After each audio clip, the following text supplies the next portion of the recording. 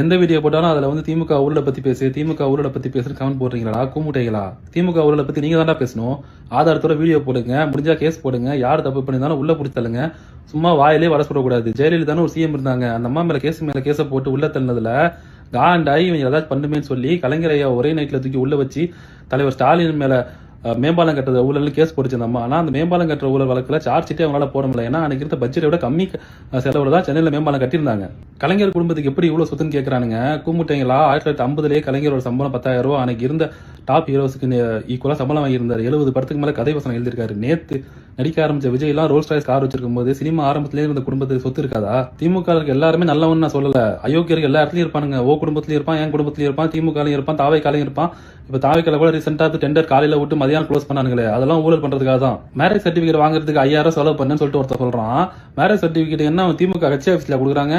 அரசு அதிகாரி ஊழல் பண்றவன் திமுக ஆட்சியிலையும் பண்ணுவான், தாவைக்கா ஆட்சியிலையும் பண்ணுவான். திமுக ஆட்சியில வந்து டிராபிக் போலீஸ் மாட்டிக்கிட்டு சார் இல்ல காசு இல்ல 200 ரூபாய் வாங்கிட்டு விட்டுருங்கன்னு சொல்றவன் தாவைக்கா ஆட்சி வந்தோம் நான் நேர்மையா ஃபுல்லா காசு கட்டணும்னு சொல்லுவானா?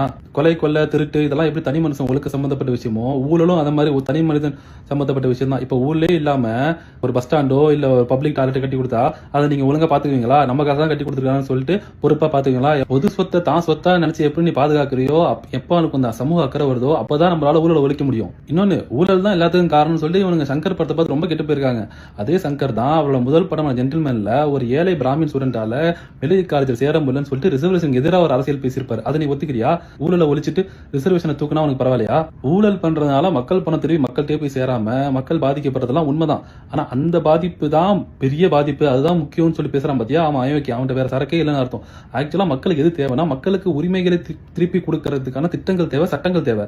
பெண்களுக்கு சொத்துல சம உரிமை அந்த மாதிரி ஒரு சட்டம் தேவை. யார் வேணாலும் இன்ஜினியர் ஆகலாம், யார் வேணாலும் டாக்டர் ஆகலாம் அப்படிங்கிற மாதிரி சட்டம் தேவை. ரிசர்வேஷன் தேவை. நம்மளுக்கு படித்த மாணவர்களுக்கு வேலை வாய்ப்பு தேவை. எக்கனாமிக் பாலிசி முக்கியம். இதெல்லாம் தான் உன் வாழ்க்கையில டைரக்டா இம்பாக்ட் பண்ணும். அச்சாகாரம் படத்தில் நடிச்சதுக்காகவே எம்ஜிஆரை கொண்டாடுவானுங்க, ஆனா கை ரிக்ஷா ஒழிச்ச கலைஞரை திட்டுவானுங்க.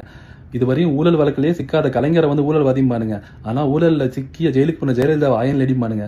அரவிந்த் கெஜ்ரிவால் கட்சி ஆரம்பிச்சப்ப நானும் ஃபயர் விட்டு வந்தான். நீ சுத்தி சுத்தி எங்க வந்து நிப்பன்னு எனக்கு தெரியும்டி.